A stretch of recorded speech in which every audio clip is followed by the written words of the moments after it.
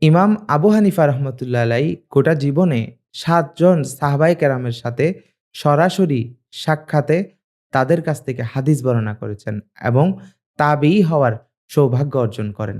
তারা হলেন হযরতে আব্দুল্লাহ ইবনে আনিস রাদিয়াল্লাহু তাআলা আনহু, হযরতে আব্দুল্লাহ ইবনে হারিস ইবনে জুজঈ আয-যুবাইদি রাদিয়াল্লাহু তাআলা আনহু, হযরতে আনাস বিন মালিক রাদিয়াল্লাহু তাআলা আনহু, হযরতে জাবির ইবনে আব্দুল্লাহ রাদিয়াল্লাহু তাআলা আনহু, হযরতে আব্দুল্লাহ ইবনে আবু আওফা রাদিয়াল্লাহু তাআলা আনহু, হযরতে ওয়াসিলা আল আশজাঈ রাদিয়াল্লাহু তাআলা আনহু এবং হযরতে আয়েশা বিনতে আজুত রাদিয়াল্লাহু তাআলা আনহা। তাদের প্রত্যেকের কাছ থেকে ইমাম আবু হানিফা রহমতুল্লাহ আলাই হাদিস বর্ণনা করেন।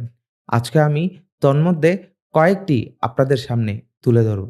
ইমাম আবু হানিফা রহমতুল্লাহ আলাই বলেন, আমার বয়স যখন ১৪ বছর তখন রাসূলে পাক সাল্লাল্লাহু আলাইহি ওয়াসাল্লামের সাহাবী হযরতে আব্দুল্লাহ ইবনে আনিস রাদিয়াল্লাহু তাআলা আনহু কুফায় তাশরিফ আনেন।